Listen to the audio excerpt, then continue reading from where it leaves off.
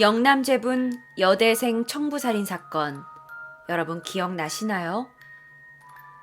2002년에 있던 사건인데 당시 어마어마한 화제를 일으켰죠. 하지만 지금은 14년 정도 지난 사건이라 많은 사람들의 기억 속에서 묻혀버렸는데요. 무슨 일이 있었냐고요? 2002년 3월 6일이었습니다. 여기에 있던 하지의 양은 당시에 이화여자대학교 법과대학에 다니고 있었어요. 아주 성실한 학생이었어요. 집과 도서관만을 왔다 갔다 거리면서 당시 4학년이었는데요. 졸업을 준비하고 또 취업을 열심히 하려고 준비하던 학생이었고요. 그런데 학교에 잘 다니고 있던 하지의 양이 어느 날 갑자기 실종됩니다. 언제 실종되냐고요? 2002년 3월 6일입니다. 당시 22살, 만으로 22살이었던 것 같아요. 당시 22살이었던 하지의 양이 새벽 5시 반쯤에 부모님과 함께 살고 있던 집에서 수영을 하러 간다고 집을 나섰습니다. 굉장히 새벽 시간이었어요. 근데 그리고 나서 그녀는 연락이 끊겨버렸죠. 부모님들은 너무나 걱정이 됐어요. 왜냐면 평소에 이 친구는 밤에 늦게 들어오는 사람도 아니었고 부모님의 문제를 일으킬 만한 그런 일을 할 친구가 아니었거든요. 근데 딸이 들어오지 않아요. 하루가 지났고 다음날 아빠와 엄마는 마음이 초조해지기 시작했죠. 그래서 경찰한테 갔는데 경찰은 사실 이런 실종 사건 너무나 대한민국에 많이 있잖아요. 그래서 대수롭게 생각하지 않았습니다. 하루, 이틀, 3일이 지났죠. 부모님의 마음은 얼마나 탔을까요?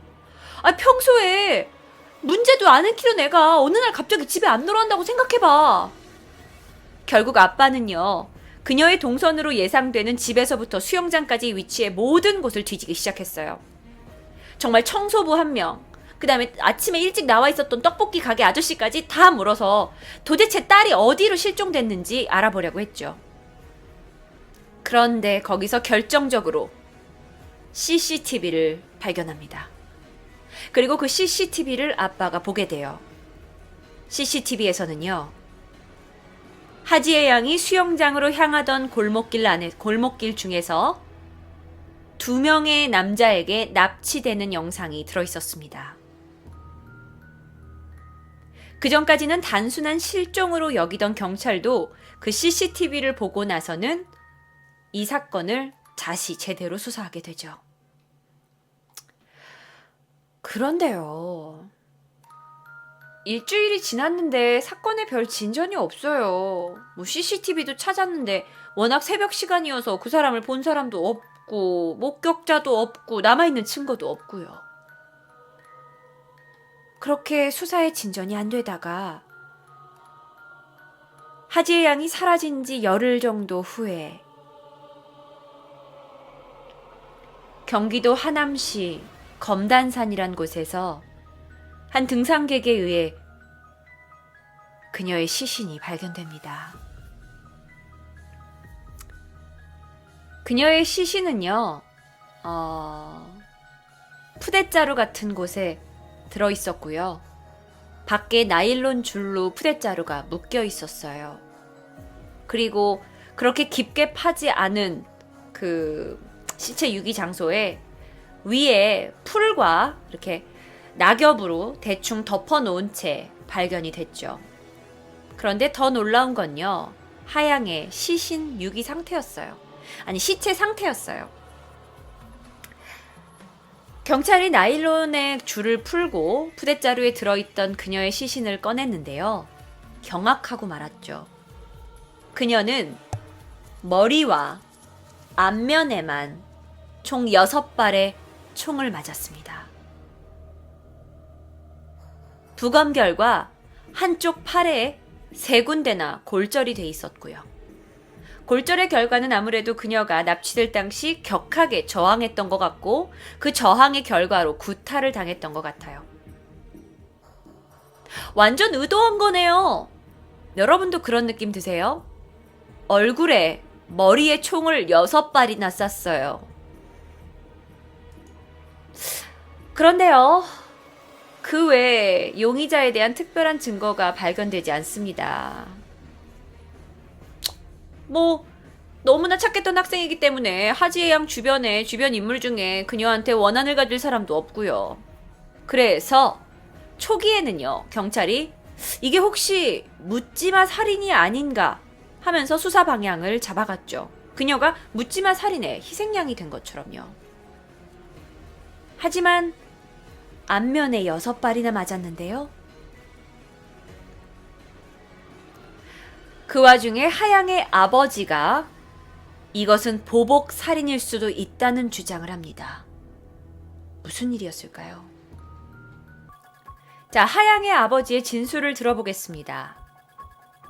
사실 2001년 하양과 그녀의 가족들은요, 한 여자를 상대로 명예훼손 혐의로 고소를 해서 승소한 상태였고요. 그 여자에게 접근 명령 금지까지 얻어낸 상태였어요. 여자요? 어떤 여자요? 그런데 그 여자가 누구였는지 아세요? 여러분이 상상도 못할 인물입니다. 자, 접근 금지 명령까지 했을 정도로 두려웠던 그 여자가 누구냐면 하양의 이종 사촌 오빠의 친척 오빠의 장모였어요. 에? 사돈이요? 사돈이요. 사돈 관계요. 그런데요, 이 사돈의 신분이 직위가 조금 중요합니다. 그녀는 당시 밀가루 회사였던 영남제분 회사의 회장 부인이었어요.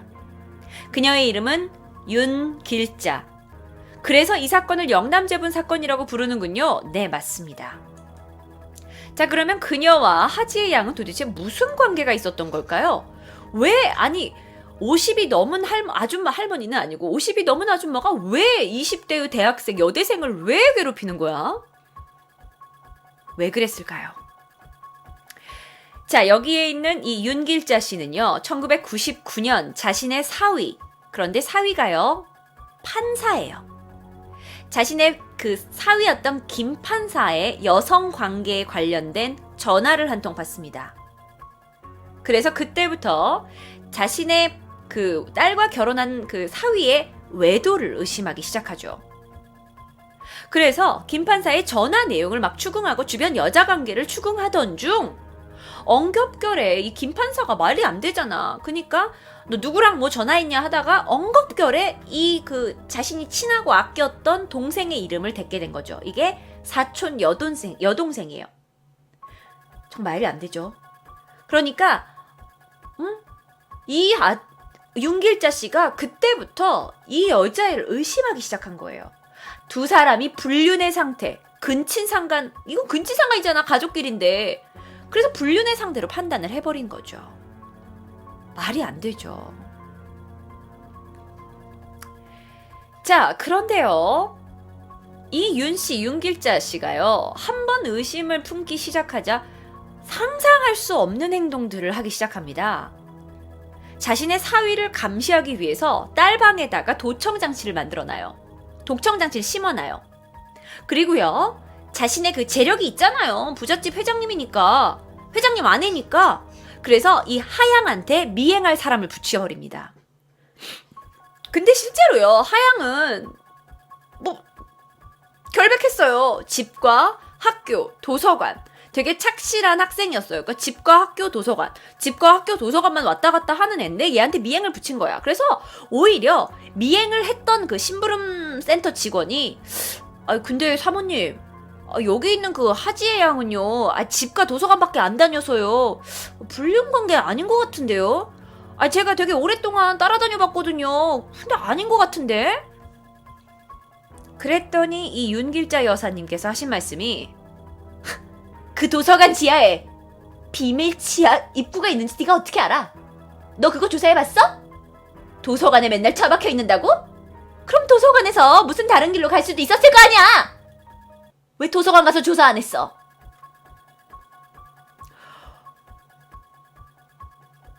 너무 좀 그래. 너무 무서워, 아줌마. 자, 그렇다면 어디에서 이런 의심이 시작됐냐를 제가 궁금해서 조금 조사해봤어요. 왜 도대체 사위를 의심하기 시작했느냐? 자, 여러분, 이게 되게 지저분한 이야기가 많아요. 실제 사실은요, 이 영남제분에서요, 그러니까 사자 들어간 남편을 딸한테 남편감으로 주고 싶었던 거예요. 그래서 당시에 유명한 마담뚜를 고용했어요. 그래서 그 마담뚜한테, 야, 너 지금 사자 들어간 변호사나 뭐 판사나 남편감 데려오라고. 그래서 남편감을 데려왔죠. 그리고 나서 선자리가 둘이 됐고 결혼이 성사가 됐어요.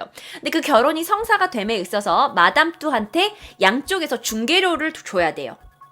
그런데 이 집은 돈이 많은 집이니까 별 문제가 없었어요. 그런데 사위였던 이 하양의 사촌 오빠였던 김 판사는요. 뭐 내가 판사인데 뭘 중개료까지 줘. 아무리 내가 부잣집에 장가를 갔다고 한들 얼만데요? 3천만 원이었던 거예요. 내가 3천만 원 줘야 돼? 나 같은 남자 데려가는데? 해서 마담뚜가 뭐예요? 중매쟁이에요. 중매쟁이. 그런데 중매쟁이가 이제 집안 좋은 뭐 딸내미하고 판사 아들을 엮어준 거죠. 근데 판사네 집에 돈이 없어서 이 김판사가 3천만 원 주는 것을 거절했어요. 그런데 당시 70세 정도 됐던 이 중매쟁이가 보통 아줌마가 아니었던 거야. 그래서 야, 너 내가 이 바닥에 몇 년 있었는데 네가 나한테 중매료를 안 내? 너 어디 두고 보자 하더니 전화를 건 거예요. 어머 사모님, 어머 윤 사모님 그동안 잘 지냈죠? 어머 근데 요즘 들리는 소문에 의하면 그때 내가 그 중매해줬던 그 김판사가 여자 관계가 좀 그렇다더라. 아니 내가 사모님한테 살짝 말씀드리는 거예요. 전화를 했던 거예요. 그래서 그때부터 여기 있는 이 분이 이제 의심을 시작하게 된 거고, 또 그거 외에도 실제로 하양과 오빠가 사촌 오빠가 좀 가까웠대요. 그런데 뭐 이 관계는 제가 몰라요. 근데 하양이 당시 이화여대 법대를 다니고 있었고 김 판사는 법조인이 있으니까 하양이 오빠한테 과외도 받고 여러 가지 이 법조인이 되려고 두 사람이 많이 이야기도 하고 했었나 봐요. 공통 관심사가 있었으니까요. 어쨌든 뭐 그렇게 해서 의심이 시작됐다고 합니다. 자, 그러면요 이 윤 여사가요, 윤 길자가 이 하지의 양을 도대체 얼마나 미행했던 걸까요?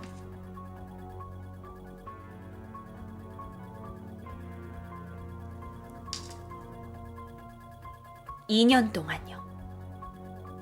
2년 동안 미행하고 조사하고. 와 진짜 대단한 것 같아. 무슨 2년씩이나 사돈처녀를 2년 동안 미행한 거예요. 자, 그러다가 윤 씨가 드디어 2001년 하양하고 그 가족한테 전화를 겁니다. 여보세요? 딸 간수 잘해요! 이러면서요. 그래서 하양 가족들이 이 모든 일을 알게 돼요. 그러면서 본격적으로 양쪽 집안의 대립이 시작되는 거죠. 그런데 여기서 문제는 뭐냐면, 아니 그러면 김 판사가 똑바로 얘기를 했으면 될 거 아니야. 아니 장모님, 이게 말이 되는 이야기입니까? 하양은 제가 우리 가족인데 제가 어떻게 얘랑 불륜을 합니까? 라고 얘기를 했어야 되는데 김 판사가 은근히 여기서 애매한 태도를 취했다는 거죠.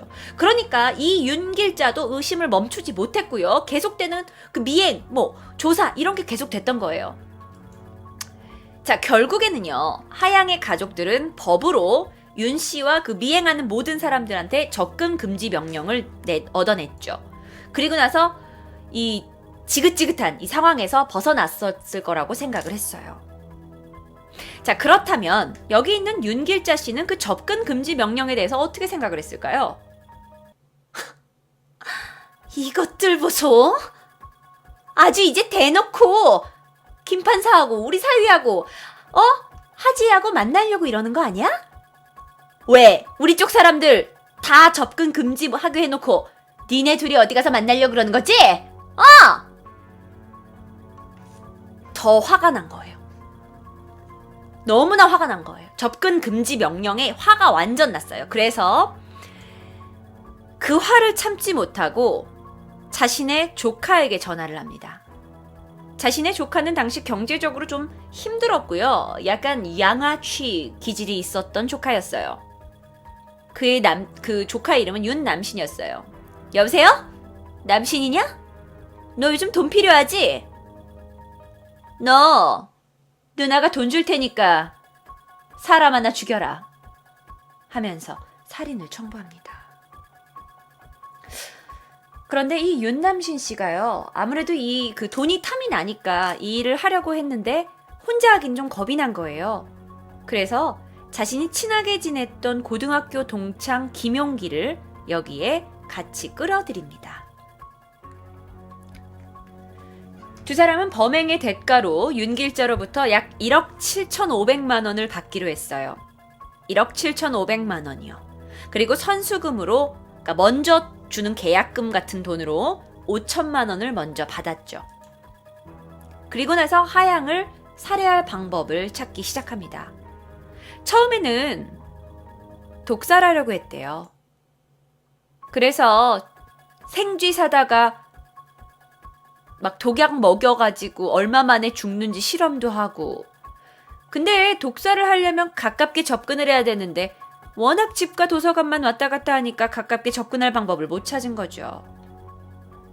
그러다 결국 그들은 하양을 납치하기로 결정합니다.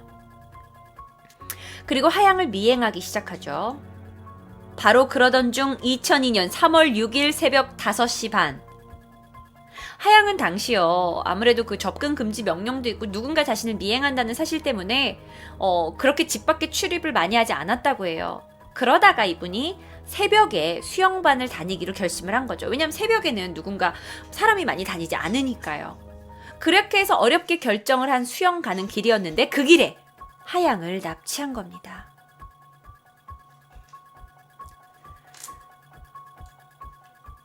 자, 그들은 하양을 납치했어요. 새벽에요. 그리고요, 그녀를 차에다 넣었습니다. 그리고 그녀의 입을 청테이프로 막았죠. 격하게 반항하는 그녀에게 폭행을 저질렀습니다. 그리고 그들은 미리 알아두었던 인적이 드문 경기도 하남시의 검단산으로 그녀를 끌고 갔어요. 아주 사람이 인적이 드문 어두운 곳이었는데요. 시간도 이미 새벽이었고요. 그곳에서 계속적으로 저항하고 있는 하양을 격하게 폭행합니다. 아마 발로 차기도 했을 거고 손으로 때리기도 했겠죠. 그리고 미리 준비해온 공기총으로 그녀의 머리와 얼굴을 총 6발 쏘게 됩니다. 그녀의 시신은 쌀포대 속에 넣어져서 유기되었죠. 흙으로 덮어놨고요. 위에다가 낙엽을 좀 덮어놨고요.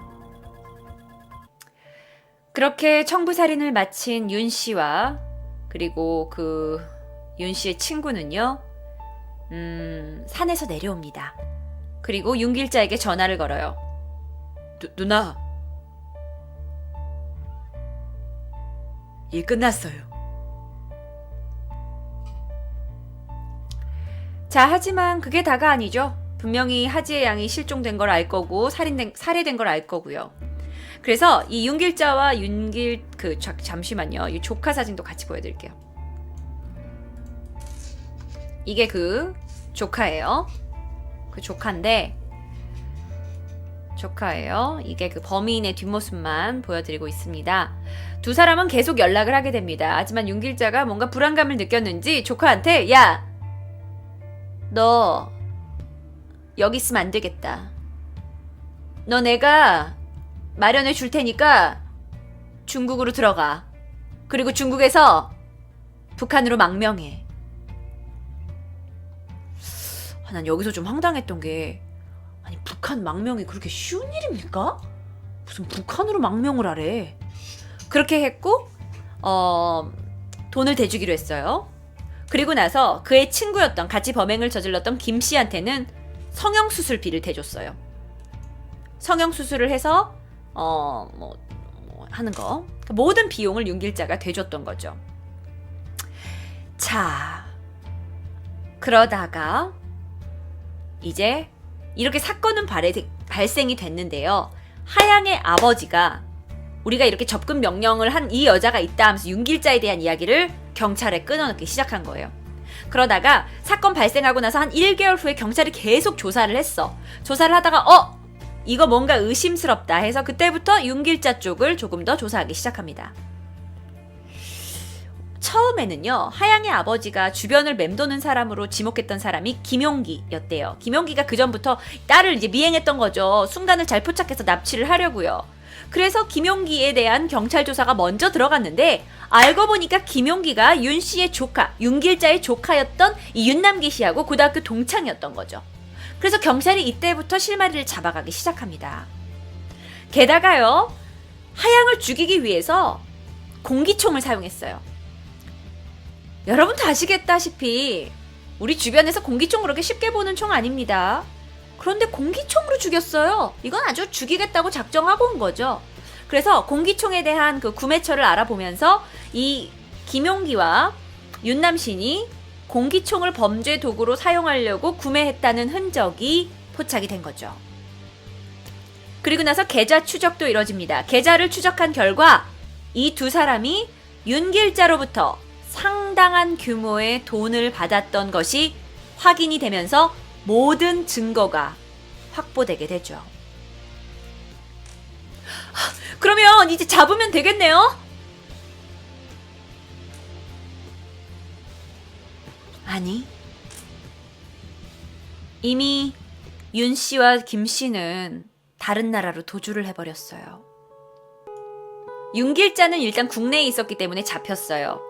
그런데 실제로 살인을 저질렀던 윤 씨와 김 씨는 외국으로 도주를 해버렸어요. 그래서 뭐 어떡해? 그럼 일단 윤길자를 조사하면 되잖아요. 여러분, 윤길자는 한 기업의 회장의 부인이었어요. 그녀는 겐 돈도 있고 돈으로 주고 산 권력도 인맥도 있었겠죠. 그러다 보니까 경찰이 윤길자 한 명을 데리고 수사를 하기란 쉽지 않았다고 해요. 나 안 했다. 너 어디 소속이야? 왜 우리 시그널에서 많이 보잖아요, 그런 거. 그래서 수사가 큰 난관에 부딪힙니다. 하양의 아버지는 모든 것이 풀렸다고, 모든 것이 경찰이 해결해 줄 거라고 믿었는데 제대로 되지 않자 그동안 삶에 가지고 있었던 모든 것을 뒤로 제쳐냅니다. 하양의 아버지는 사실 삼성그룹에서 18년 정도 일을 하셨고요. 그리고 삼성그룹에서 18년 일하시고 퇴직하신 분이에요. 그러다 개인 사업을 이제 하고 계셨대요. 근데 모든 재산을 처분하시고요. 만사를 제쳐두시고 이 둘을 잡으러 다닙니다. 딸의 범인을 잡겠다는 일념 하나로 윤 씨와 김 씨가 도망친 것으로 추정되는 베트남과 중국 등지를 가요. 그래서 베트남에 직접 가서 현지 경찰하고 얘기하고 그 당시 한국 교민사회 인터폴까지 다 공조 요청을 자기가 합니다. 딸의 범인을 잡기 위해서요. 결국 마침내요. 사건이 2002년에 발생했고요. 2003년 중국 측에서 이 숨어있는 이들에 대한 관련 정보를 제공받을 수 있었고요. 중국 공안이 그 국제 범죄자라고 지금 지명이 된 이 윤 씨와 조카 윤 씨와 김 씨를 체포했어요. 그래서 중국에서 강제 추방했어요. 그래서 그들이 국내로 압송됩니다. 결국 아버지의 그 어떤 간절한 염원으로 또 그 노력으로 이 두 사람이 한국으로 압송이 되게 되죠. 그러면서 경찰에서 이 두 사람이 모든 것을 자백하게 됩니다. 그러면서 이 사건이 사회의 수면에 오르게 되죠. 거의 테이큰 같은 스토리네요. 맞아요. 대한민국판 테이큰 같은 스토리예요. 자, 그러면 이제 끝인가요? 끝이 아닙니다. 한국으로 압송된 윤남성과 김용기, 그들은 조사를 받았고요. 그리고 자, 이게 뭔지 아시죠? 그 현장 검증이에요.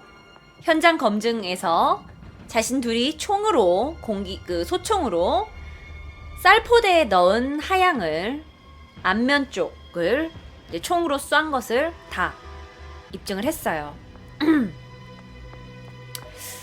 그런데요. 뭐 이 둘은 뭐 어떻게 뭐 할 수 있었다고 쳐요. 하지만 윤길자는요? 이 사건의 최고 배우인 윤길자는요. 일단 이 국내 최고의 로펌을 통해서 최고의 변호인단을 선임합니다. 그리고 빵빵한 변호사들을 데리고 와요. 그리고 하는 말. 난 안 죽였어요. 내가 죽이라고 한 것도 아니야. 무슨 얘기하는 거야 지금? 그러면서 뭐라고 주장하냐면 나의 조카와 그의 그 친구가 단독으로 범행을 한 거지 나랑은 상관이 없는 이야기라고 얘기를 합니다. 한간에 의하면 최종 판결이 이게 최종 판결까지 시간이 굉장히 걸렸거든요. 근데 최종 판결 전에 이 조카의 처한테 갔어요. 그러면서 얼마면 되니? 내가 50억 줄 테니까 다 뒤집었어. 50억이면 니네 평생 먹고 살고도 남아.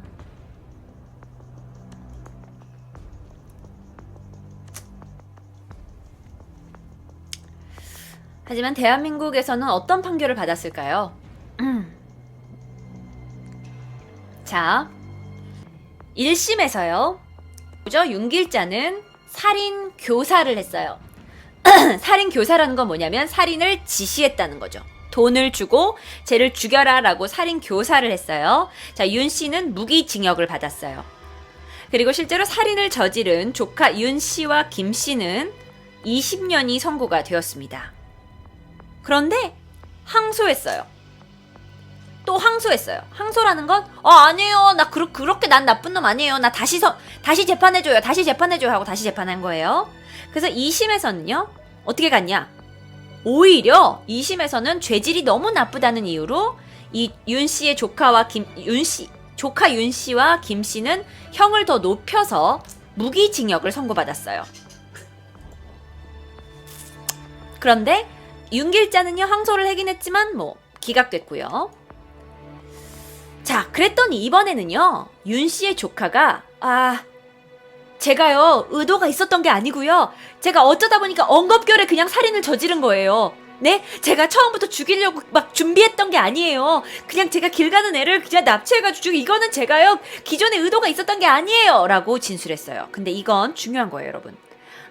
살인죄가 적용되고 형량이 결정되는 데 있어서 네가 미리 준비한 살인이냐 아니면 그러니까 엉겁결에 그냥 살인한 거냐는 굉장히 틀려요. 물론 거기에다 정당범위까지 가면 더 다르겠죠.